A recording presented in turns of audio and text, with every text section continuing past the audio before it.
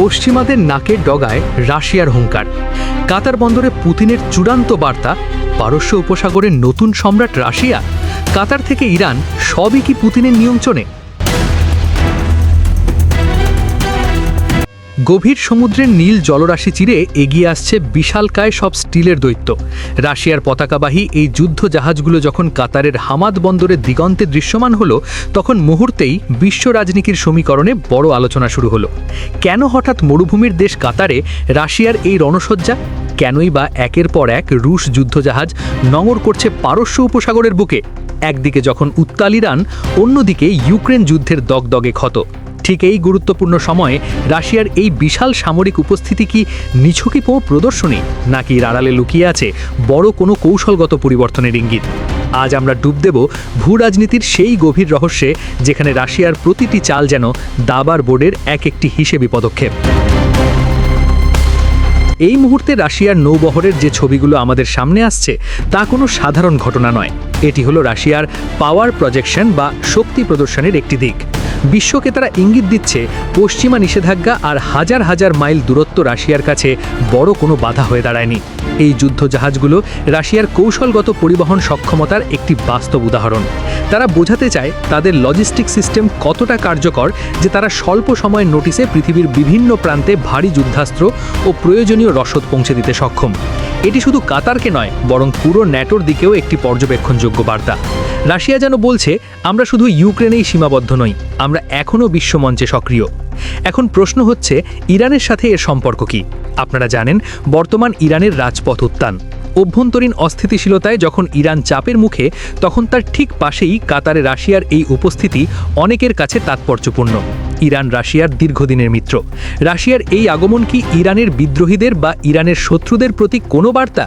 অনেকে ধারণা করছেন, পারস্য উপসাগরে রাশিয়ার এই অবস্থান আসলে ইরানের নিরাপত্তা পরিমণ্ডলকে শক্তিশালী করার একটি কৌশল হতে পারে। মধ্যপ্রাচ্যের মুসলিম দেশগুলোতে রাশিয়ার এই প্রভাব বিস্তার ইঙ্গিত দিচ্ছে যে আমেরিকার একক আধিপত্যের ধারণা ধীরে ধীরে পরিবর্তিত হচ্ছে। রাশিয়ার এই আয়রন কার্টেন বা কৌশলগত প্রভাব এখন রাশিয়ার সীমানা ছাড়িয়ে আরবের বালিয়াড়িতেও আলোচনায় এসেছে। কাতার এক অদ্ভুত দেশ। একদিকে তারা আমেরিকার ঘনিষ্ঠ মিত্র, অন্যদিকে রাশিয়ার সাথেও তাদের সম্পর্ক এখন জোরালো। এই প্রদর্শনীতে রাশিয়ার অংশগ্রহণ একটি কূটনৈতিক সাফল্য হিসেবেও দেখা হচ্ছে। রাশিয়ার জন্য এটি এক ধরনের আন্তর্জাতিক প্রদর্শনী। তারা দেখাতে চায় তাদের জাহাজগুলো কত আধুনিক, তাদের মিসাইল সিস্টেম কতটা উন্নত। কিন্তু পর্দার আড়ালে আলোচনা হচ্ছে অন্য কিছু। কাতারের বন্দরে রাশিয়ার এই জাহাজগুলোর লঞ্চিং আসলে একটি মহড়া। কাতার থেকে রাশিয়ার এই উপস্থিতি হরমুজ প্রণালীর দিকেও নজর রাখছে, যেখান দিয়ে বিশ্বের বড় অংশের জ্বালানি তেল পরিবাহিত হয়। অর্থাৎ রাশিয়া যদি এখানে শক্ত অবস্থান তৈরি করতে পারে, তবে বৈশ্বিক জ্বালানি বাজারে তাদের প্রভাব বাড়তে পারে।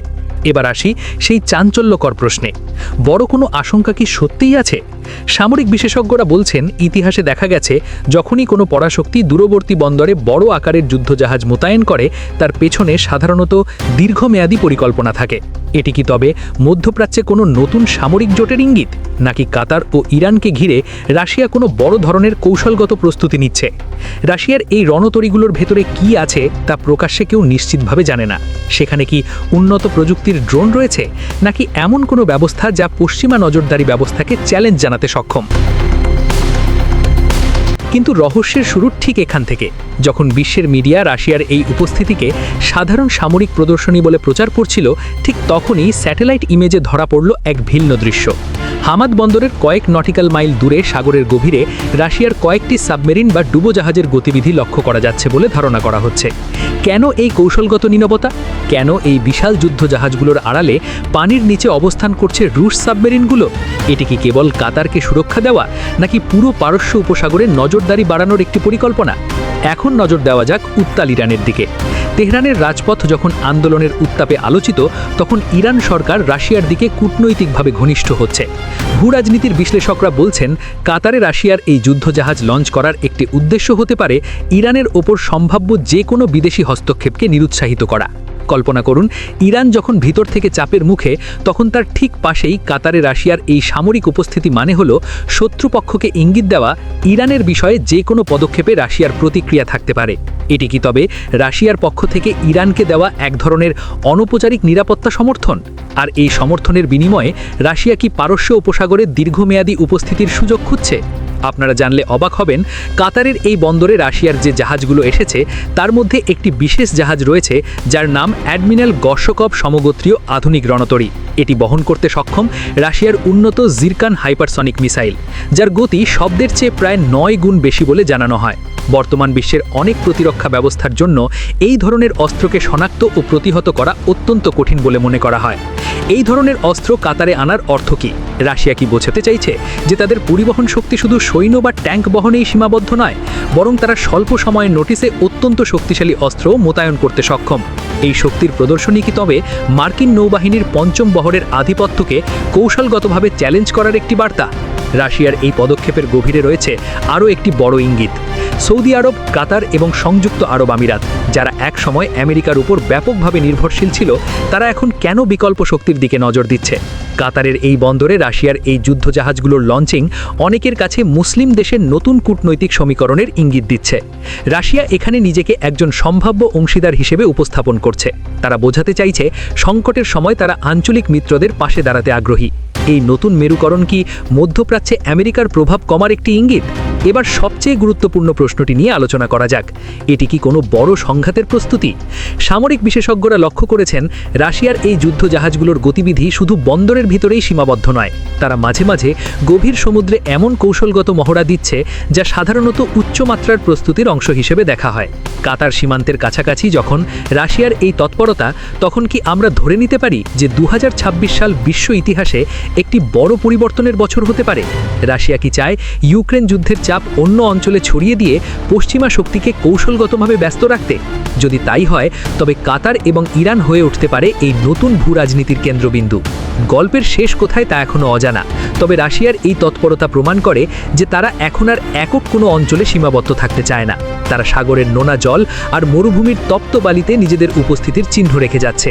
কাতারের বন্দরে রাশিয়ার এই যুদ্ধজাহাজগুলোর উপস্থিতি কোনো দুর্ঘটনা নয়, এটি একটি সুপরিকল্পিত কৌশলের অংশ, যার পরিচালক ক্রেমলিনে বসে পরিস্থিতি পর্যবেক্ষণ করছেন। ইরানকে কৌশলগত অংশীদার করা, কাতারকে মিত্র হিসেবে দেখা আর আমেরিকাকে কূটনৈতিকভাবে চ্যালেঞ্জ করা, এই বহুমুখী কৌশল রাশিয়াকে কতদূর এগিয়ে নিয়ে যায় সেটাই এখন দেখার বিষয়। প্রিয় দর্শক, আজকের এই উত্তেজনাপূর্ণ বিশ্লেষণের গভীরে গিয়ে আমরা যা দেখলাম তা কি শুধু রাশিয়ার সামরিক সক্ষমতার প্রদর্শন, নাকি এর পেছনে লুকিয়ে আছে জটিল কূটনৈতিক সমঝোতা? রাশিয়ার এই হাইপারসনিক সক্ষমতার সামনে ন্যাটোর নৌবহর কিভাবে প্রতিক্রিয়া দেখাবে? আর ইরানের এই উত্তাল সময়ে রাশিয়ার উপস্থিতি তেলের বাজারে প্রভাব ফেলবে? আপনার যুক্তি কি বলে? কমেন্টে জানান আপনার মতামত। আমাদের এই স্পেশাল ইনভেস্টিগেশন যদি আপনার ভালো লাগে তবে লাইক দিন এবং শেয়ার করুন বন্ধুদের সাথে। বিশ্বের পরিবর্তনশীল খবর সবার আগে পেতে সাবস্ক্রাইব করে বেল আইকনটি চেপে রাখুন। আজ এই পর্যন্তই। দেখা হবে পরের ভিডিওতে আরও একটি বিশ্লেষণ নিয়ে। সাবধানে থাকবেন, সজাগ থাকবেন।